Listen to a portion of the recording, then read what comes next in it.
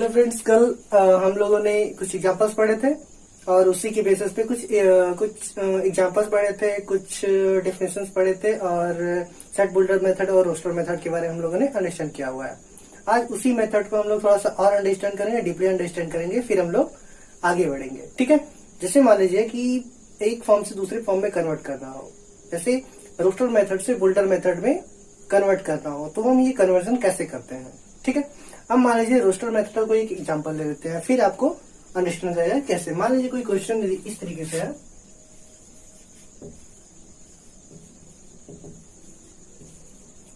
मान लीजिए कोई क्वेश्चन है, जैसे कोई सेट, कल रोस्टर मेथड और builder method, set builder method दोनों ही जो है वो सेट को रिप्रेजेंट करने का एक मेथड होता है।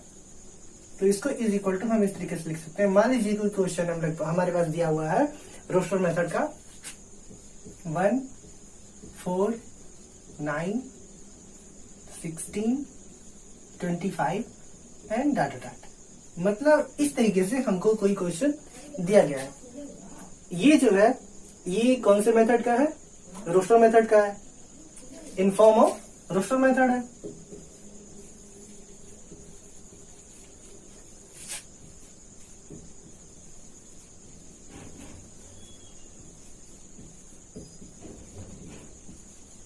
रोस्टर मेथड का है।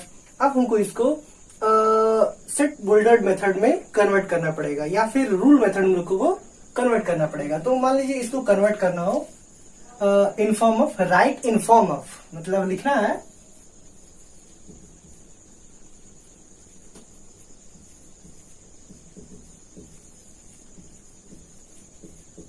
Form of rule method.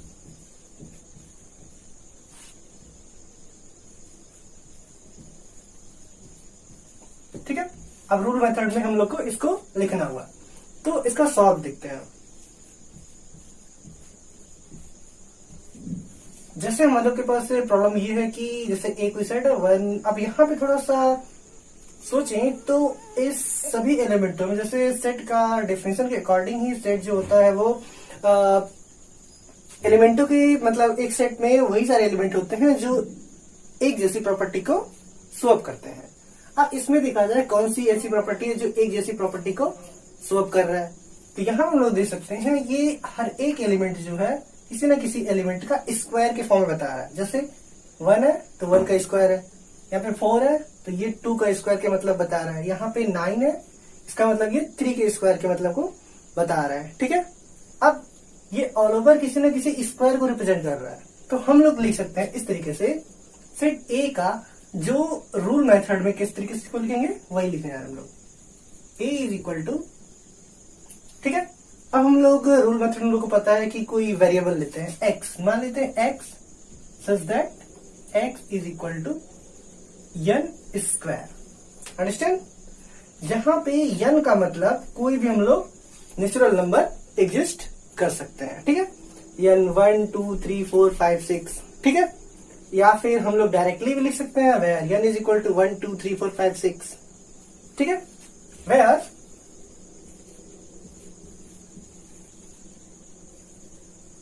n is equal to 1 2 3 4 5 6 and dot dot. ठीक है। ये हो गया। अब यहां पे हम लोग को डिस्क्राइब कर दिया गया इसे। या फिर अब ये जो है हम लोग को किसको रिप्रेजेंट कर रहा है? नेचुरल नंबर को रिप्रेजेंट कर रहा है। तो नेचुरल नंबर हम लोग यहां से लिख सकते हैं, जैसे a इज इक्वल टू, या फिर इसको इसी चीज को हम लोग लिख रहे हैं और के फॉर्म में, a is equal to x such that x is equal to n square, where n is element of natural number. ठीक। आई थिंक यहां तक क्लियर हो गया कि किस तरीके से हम लोगों ने इसको रिप्रेजेंट किया। अब इसी पे यदि हम लोग एक दूसरा एग्जांपल ले लें, मान लेते हैं कि जैसे कोई भी, अब आप एग्जांपल सोच सकते हैं, जैसे मान लीजिए कोई भी नंबर हो, जैसे क्वेश्चन कोई हो, क्वेश्चन मान लीजिए आप लोगों को दिया गया बी, जैसे कोई क्वेश्चन दिया गया बी इज इक्वल टू 3 5 7 9 अब मान लीजिए इतना ही कुछ दे दिया गया, अब कह रहा है कि इसी को आप लोग को रूल मेथड में रिप्रेजेंट करना है। तो इसको रूल मेथड में रिप्रेजेंट कैसे करेंगे? तो रूल मेथड में सिंपली रिप्रेजेंट करने के लिए इसका सॉल्व जो होगा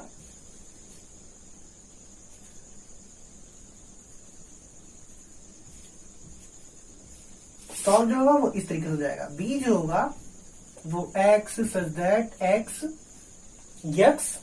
is equal to 2n plus 1, ठीक है, where n is equal to 1 2 3 4, मतलब मान लीजिए 4 का है, 4 2 8 प्लस 1 9, ठीक है। इस तरीके से हम लोग लिख सकते हैं। या फिर इसको रिप्रेजेंट, मतलब एक सेट को रिप्रेजेंट करने का कई सारा मेथड होता है। जैसे मतलब डिस्क्राइब कई तरीके से उसको कर सकते हैं। जैसे एक तरीके से और इसको डिस्क्राइब कर सकते हैं, इसी चीज को हम इस तरीके से भी लिख सकते हैं। मान लीजिए बी ए इज एट, इसको हम लोग ऐसे भी लिख सकते हैं, x such that x is x के बारे में हम लोग डिस्क्राइब कर रहे हैं। एक्स सच दैट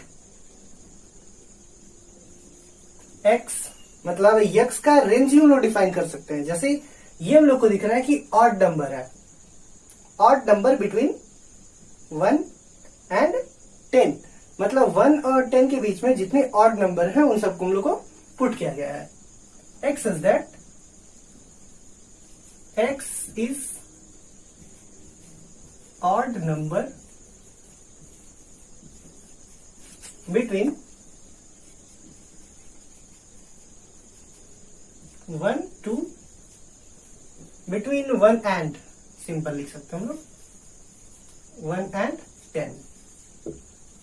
या फिर इतने वाले टर्म को हम लोग एक तरीके से और लिख सकते हैं, इसी टर्म को, जैसे ऑड टर्म है ना, ठीक, तो यहां पर लिख सकते हैं x जो होगा वो कहां से कहां तक होगा, 1 से ग्रेटर होगा और 10 से लेसर होगा, और ये ऑड नंबर होगा, x जो होगा वो ऑड नंबर होगा, ठीक है।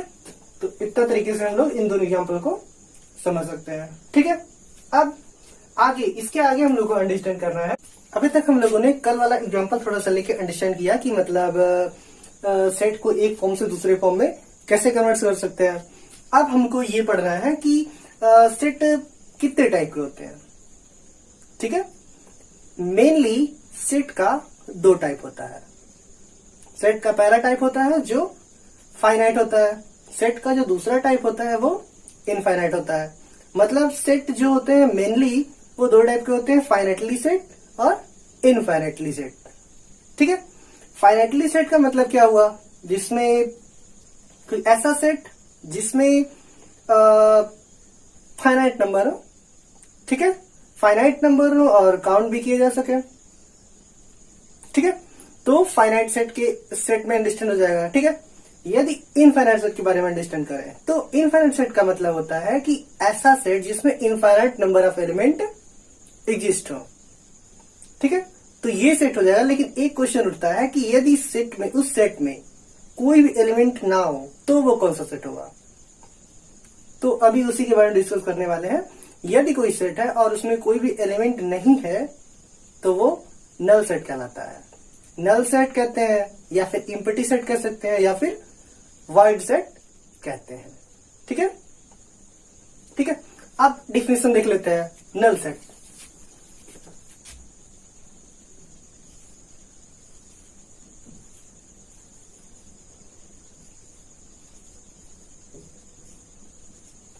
मतलब ये एक टाइप का सेट होता है जिसमें कोई भी नंबर, कोई भी एलिमेंट एग्जिस्ट नहीं करता।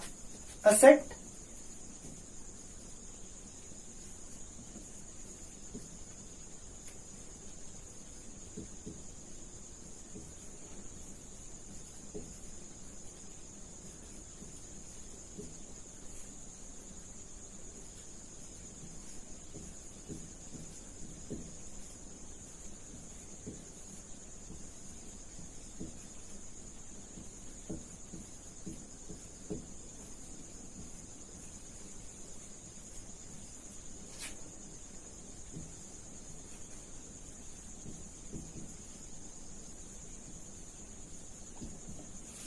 मतलब यदि कोई वो जो एलिमेंट है, वो जो सेट है, वो कोई भी नंबर, कोई भी एलिमेंट एग्जिस्ट नहीं करता, मतलब उसमें कोई भी एलिमेंट कंटेन नहीं करता है, तो उसको एम्प्टी सेट कहा जाता है।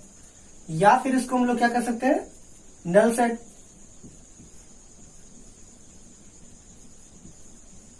या फिर इसको कह सकते हैं, उसको एक नाम से और देखा जाता है, वाइड सेट।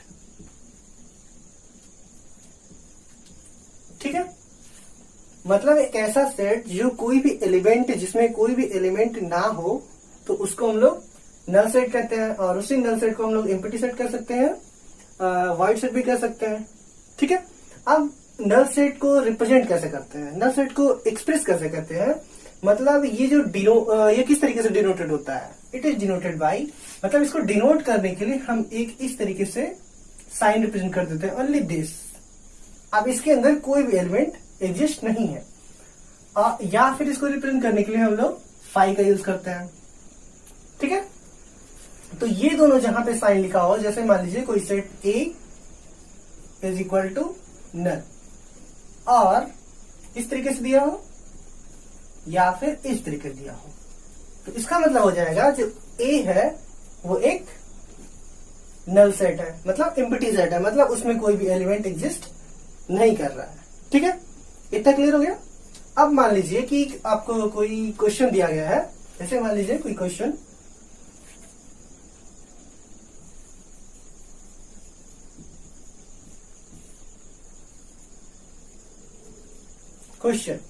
कोई क्वेश्चन इस तरीके से है कि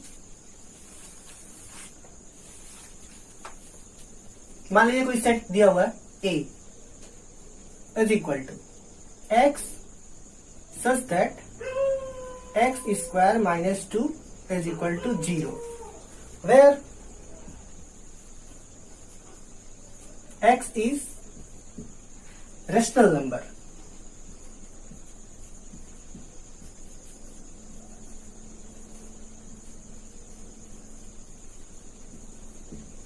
यहाँ पे एडिशन कर सकते हैं, यहाँ पे हम लोग को दिया हुआ है एक्स सच दैट, एक्स ऐसा है कि x square minus 2 is equal to 0, जहां पे एक्स जो होता है जो है वो रेशनल नंबर है। अब यहाँ पे हम यदि इसको इक्वेट करें तो x square minus 2 is equal to 0, it means x square is equal to 2, या फिर हम लिख सकते हैं x square minus 2 is equal to 0, या फिर एक्स इज इक्वल टू 2। तो ये क्या इंप्लाइज कर रहा है, जो x है वो √2 है। सिंस आप लोगों को पता है हाई स्कूल में एडिशन किए होंगे कि √2 जो होता है वो एक इरेशनल नंबर होता है। ठीक है, √2 क्या है, इरेशनल नंबर। तो अब ये एक कौन सा मेथड था, रूल मेथड। ठीक है, तो यहां पे x जो होता है x इज इक्वल टू √2 आ गया। सिंस जो x है वो क्या है, रेशनल नंबर है। अब इसमें कोई एलिमेंट एग्जिस्ट करेगा, कुछ नहीं एलिमेंट एग्जिस्ट करेगा, मतलब अब हम इसको इस तरीके से भी लिख सकते हैं, a is equal to null, या फिर इसको नल लिख सकते हैं। ठीक, ये आपका सोल्यूशन हो गया।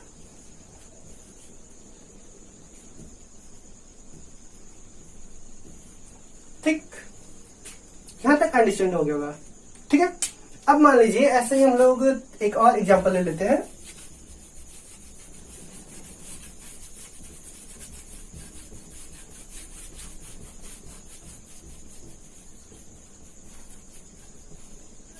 ठीक है, अब मान लीजिए कि हम लोग जैसे सेट हम लोग पढ़ चुके हैं, तो एलिमेंट वाला सेट का नंबर ले लेते हैं और उसमें देखते हैं कि नल सेट किस तरीके से वो रिप्रेजेंट होता है।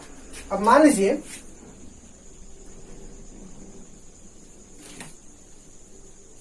कोई सेट ए है, 1 2 3 4। ठीक है, अब इसमें कहा जाए कि हम लोग को कोई सेट ए से ही कोई एलिमेंट चुनना है। ठीक है, ए में से कोई एलिमेंट चॉइस करना है, मतलब इस तरीके से कोई सेट बी डिफाइन हो जाए। इस तरीके से मान लीजिए बी में इस तरीके से कहा जाए x such that x is element of A, मतलब x ऐसा है कि x जो है वो एक एलिमेंट है and where x is greater than, ये कर सकते हम लोग ग्रेटर देन 4। ठीक है, अब हम लोग को एक ऐसा एलिमेंट चुनना है ए से ही। ये क्लियर हो रहा है कि ए कोई सेट है 1 2 3 4 और बी कोई ऐसा डिफाइन कर दिया गया है कि बी एक्स इज इस तरीके से डिफाइन है कि x that x element of A, मतलब एक्स जो होगा वो इसी में से किसी का एलिमेंट होगा। मतलब एक्स को हम लोग 1 ले सकते हैं, 2 ले सकते हैं, 3 ले सकते हैं, लेकिन ये कंडीशन भी सेटिस्फाई करनी चाहिए कि एक्स इज ग्रेटर देन 4 है। तो अब यहाँ पे दिख रहा है कि हम लोग के पास कोई भी एलिमेंट ऐसा नहीं है कि जो ग्रेटर देन 4 है। 4 तक है मैक्सिमम, यहाँ पे इक्वल टू साइन भी नहीं लगा हुआ है। ठीक है, तो अब इसमें से कोई भी एलिमेंट नहीं है ग्रेटर देन 4, इसीलिए हम लोग का जो सेट बी होगा वो क्या मिल जाएगा, ना।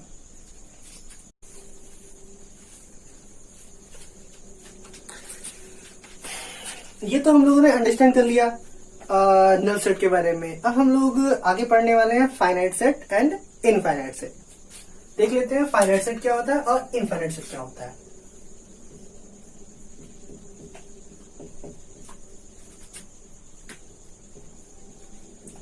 फाइनाइट सेट के बारे में देखते हैं। देखिए, फाइनाइट सेट का मतलब ये होता है कि एक ऐसा सेट जिसमें finite number of element exist करे। Finite number of element, a set मतलब ये एक टाइप का सेट होता है जिसमें फाइनाइट नंबर, जैसे मान लीजिए कोई सेट है 1 2 3 4, इसमें कितने ये सेट है, इसमें कितने नंबर, कितने एलिमेंट है, और नंबर 4 एलिमेंट है, 1 2 3 4 एलिमेंट्स है। या फिर इस तरीके से एक और एग्जांपल ले सकते हैं। तो यहाँ पे जो 4 एलिमेंट्स हैं वो फाइनाइट है। ये कौन सा सेट हुआ, फाइनाइट सेट हुआ। या फिर A B C D E, यहां हम लोग यदि फोकस करें कि 1 2 3 4 5, यहाँ पे 5 एलिमेंट्स है, तो सिंस 5 भी डेफिनेट है तो ये भी जो सेट हुआ ये भी फाइनाइट हुआ और ये भी फाइनाइट सेट हुआ। ठीक है, डेफिनेशन देखते हैं फिर आगे बढ़ते हैं एग्जांपल पे।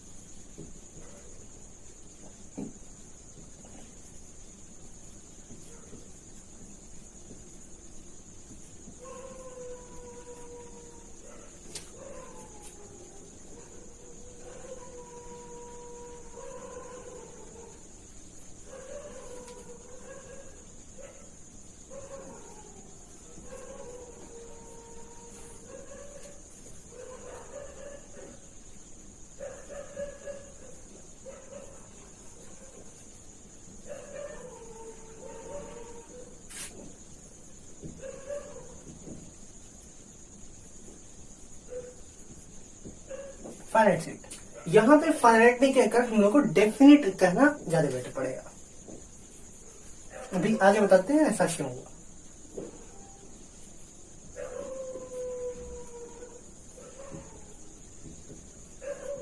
Definite number, definite numbers of elements, मतलब एक ऐसा सेट जो कंटेन करे डेफिनिट नंबर ऑफ एलिमेंट, वो क्या कहलाता है, फाइनाइट सेट। यदि ऐसा नहीं होता है, मतलब डेफिनिट नंबर ऑफ एलिमेंट उसको एग्जिस्ट करना चाहिए, मतलब वो सेट एम्प्टी नहीं होना चाहिए। यहां पर हम लोग और थोड़ा सा क्लियर कर सकते हैं, अ नॉन एम्प्टी सेट। यहां पर लिख सकते हैं हम लोग ए नॉन, ठीक है, ठीक। यहां हम लोग देख सकते हैं कि a non empty set which contain definite number of elements is called finite set. मतलब एक नॉन एम्प्टी सेट जो डेफिनिट नंबर ऑफ एलिमेंट को एग्जिस्ट करे, मतलब फाइनाइटली नंबर ऑफ एलिमेंट को एग्जिस्ट करे। फाइनाइटली कहना ज्यादा बेटर नहीं पड़ेगा, डेफिनेटली कहना सही पड़ेगा। जैसे यहां पर देख सकते हैं, अभी को थोड़ी देर पहले एग्जाम्पल देखे हम लोगों ने बताया 1 2 4 9 7, ठीक है, ये कोई सेट है, सेट है ठीक है, यहाँ पे हम लोगों ने कह दिया गया कि नंबर्स का सेट, लेकिन ये टोटली यदि हम कुछ डिस्क्राइब कर रहे हैं तो इसमें सिमिलरिटी बहुत ज्यादा नहीं दिख रही है। ठीक है, ये दिख रहा है कि ये 1 2 4 9 एंड 7 ये क्या है, नंबर सिस्टम है, लेकिन इसमें वैसे थोड़ा डिफरेंट आ जाएगा। ठीक है, इसमें ऐसा सेट हम लोग यूज नहीं कर सकते।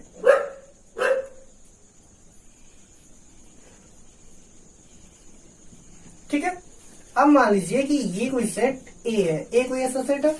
ठीक, अब इससे इसमें कितने नंबर्स मतलब इस सेट ए में कितने नंबर है, 1 2 3 4 5 नंबर्स है, मतलब n A is equal to 5।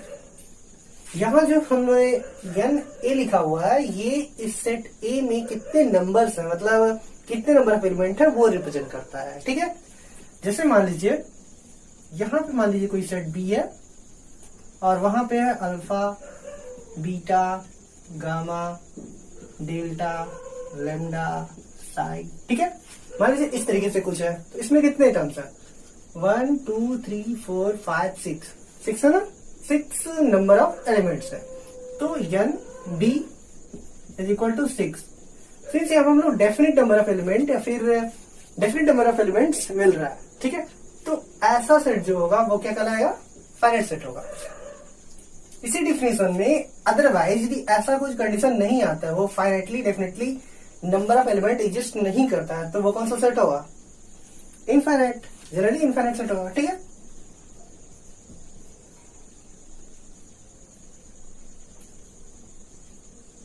ठीक है, तो यहां पे हम लोग यदि इस यहीं पे इनफाइनाइट बना दिया जाए, infinite set non repeated set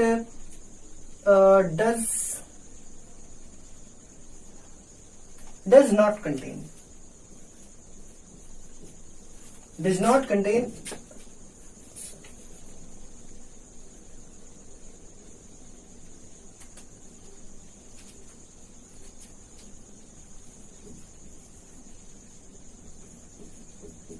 ठीक है, यहां पे हम ये चीज राइट कर सकते हैं कि which does not contain definite number of element is called infinite set.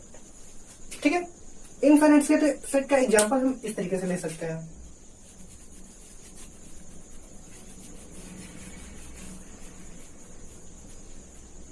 Infinite का जनरली मीनिंग ये समझ लीजिए कि इनफाइनाइट का मतलब होता है कि जिसमें infinite number of elements exist करें। जैसे मान लीजिए कोई भी नंबर सिस्टम का हम एलिमेंट ले लें।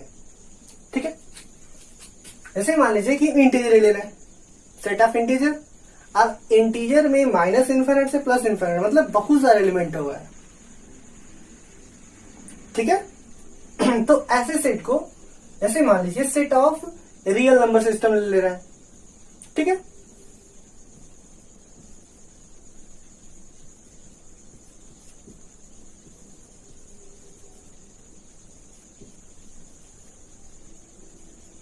ठीक, सेट ऑफ रियल नंबर ले रहा है।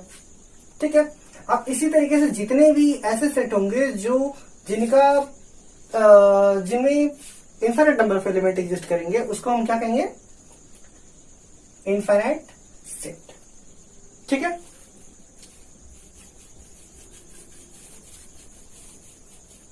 अब इसमें मान लीजिए एन ए को रिप्रेजेंट करना हो,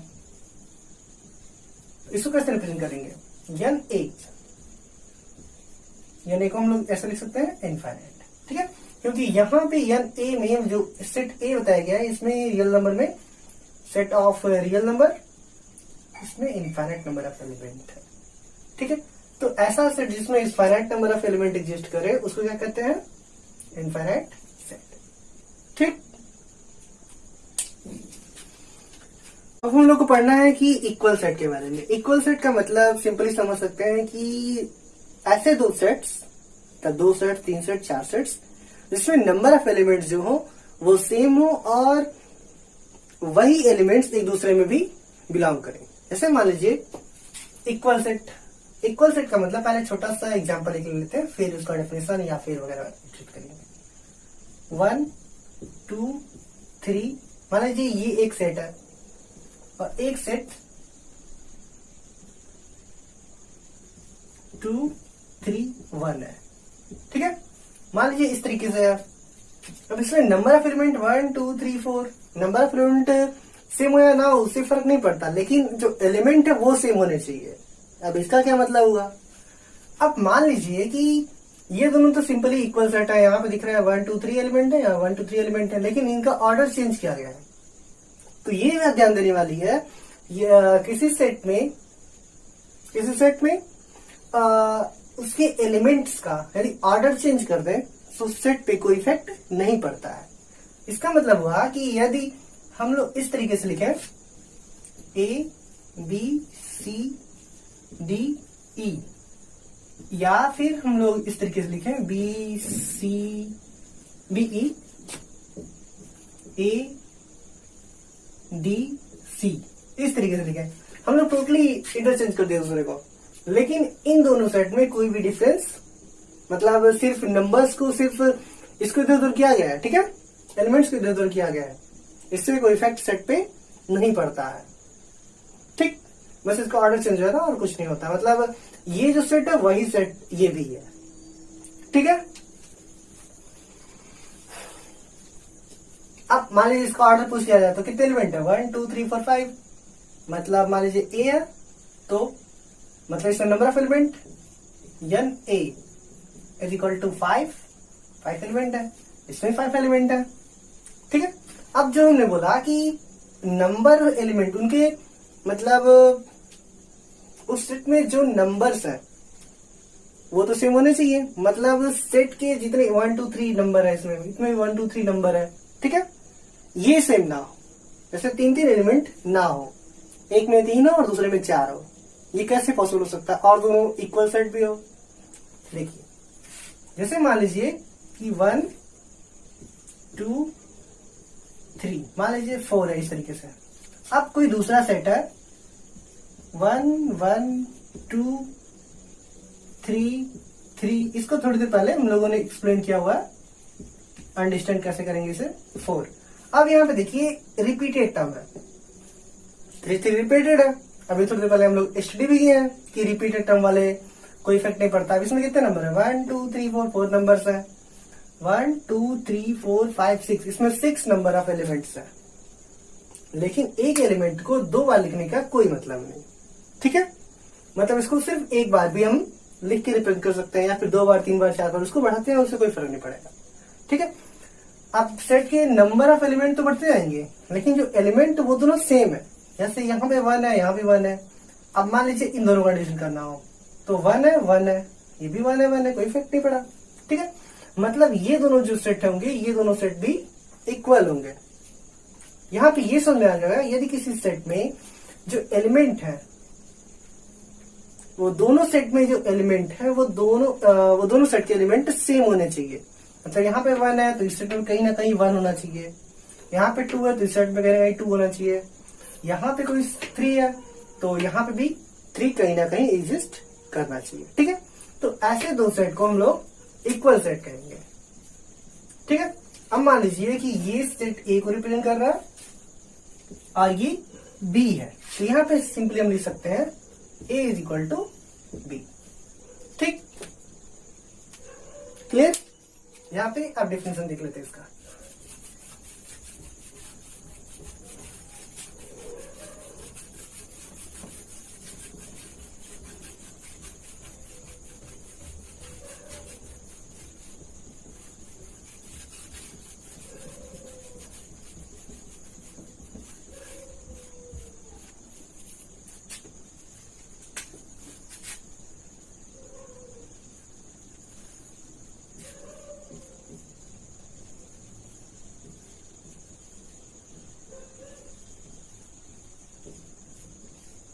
अब यहाँ पे जनरली इक्वल होने के लिए कम से कम तो 2 सेट का जरूरत पड़ेगा, या फिर एक ही सेट खुद का तो ऑलवेज इक्वल होता है। ठीक है, लेकिन जनरली इक्वल सेट को स्टडी करने के लिए कम से कम लोगों को 2 सेट का एग्जिस्ट करना पड़ेगा, equal set.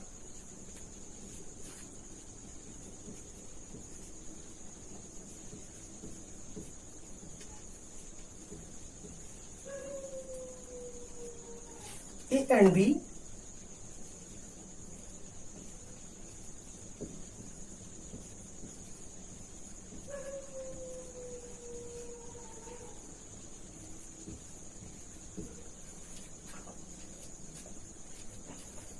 The set A and B are said to be equal set, दोनों इक्वल सेट तब कहलाएंगे इफ द एलिमेंट्स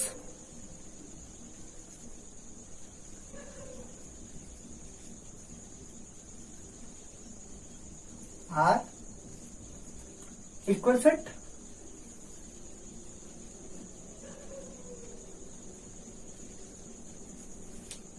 यहां हम लोग ऐसे कर सकते हैं, if the elements of the sets are same.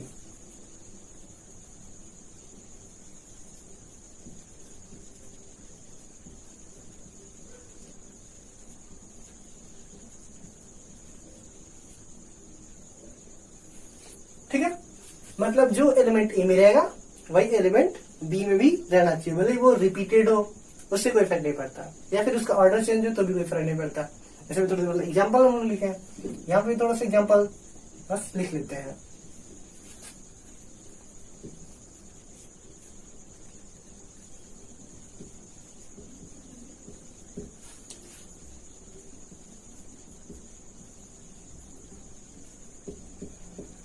तो यहाँ पे ऑर्डर चेंज है सिर्फ और एलिमेंट तो सेम ही है, तो हम लोग लिख देंगे A is equal to B. इसका मतलब हुआ A is equal set to B, मतलब A and B are equal set. Here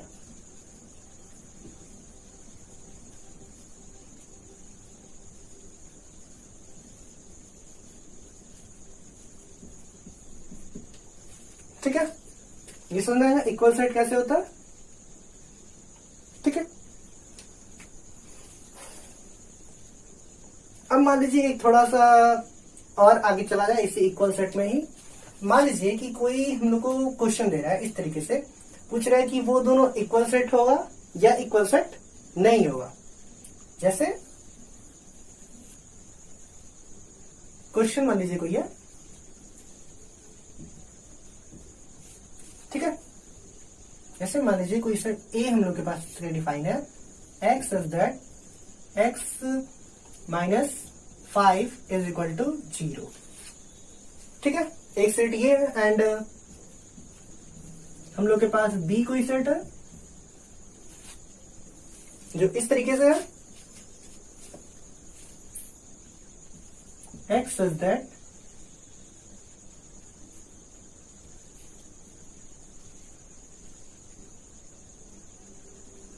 x, मतलब यक्स इस तरीके से है, जहां पे यक्स के बारे में हम अब डिस्क्राइब करके बताएं कि यक्स कहां से कहां तक बिलोंग कर रहा है या फिर कैसे हो रहा है। ठीक है, तो हम लोग ये कर सकते हैं, एक्स सच दैट जो एक्स है, एक्स वेयर जो एक्स जो हो रहा है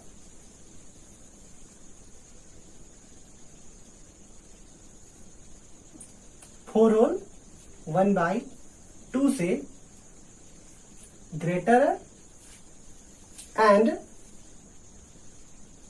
लेसर है 5 होल 1/2 से। ठीक है, एंड एक और कंडीशन लगा दिया जाए, एक्स इज एलिमेंट ऑफ आई। ठीक, अब मान लीजिए देखिए दोनों चीज एक ही चीज को एक्सप्लेन कर रहा है लेकिन एक अलग अलग मेथड्स में रिप्रेजेंट किया गया है। यहां से यदि हम इसको इक्वेट करें तो x minus 5 is equal to 0, इसका मतलब डायरेक्टली अंडरस्टैंड कर सकते हैं जो x होगा वो 5 के इक्वलेंट होगा, मतलब इसमें सिर्फ एक ही एलिमेंट आएगा। सेट सोल्यूशन, सोल्यूशन सेट ए में सिर्फ एक एलिमेंट 5 आ गया। अब मान लीजिए इस b वाले कंडीशन किया जाए तो b में मतलब -4 होल 1/2 एंड 5 होल 1/2 के बीच में ऐसा कोई इंटीजर आना चाहिए, मतलब इंटीजर लाइन ले लिया जाए।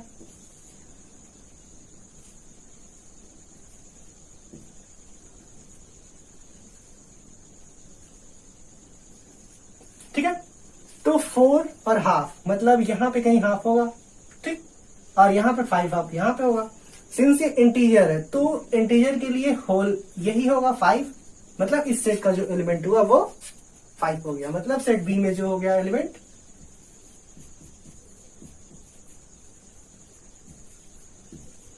5 आ गया। अब यहां पे देखिए ये भी 5 है, ये भी 5 है, तो ये दोनों कैसे हो गए सेट, इक्वल सेट होगा, मतलब A is equal to B। अब ये दोनों सेट क्या कहलाएंगे, इक्वल सेट कहलाएंगे। ठीक, यहां से हम देख के बता सकते हैं कि ये दोनों सेट इक्वल सेट है। तो आपके पास जब भी कोई ऐसा सेट है जिसमें एलिमेंट्स जो हो वो सेम हो, ठीक है, भले ही वो रिपीटेड हो उससे इफेक्ट नहीं पड़ता, या फिर ऑर्डर चेंज हो तो उससे इफेक्ट नहीं पड़ता, ठीक है।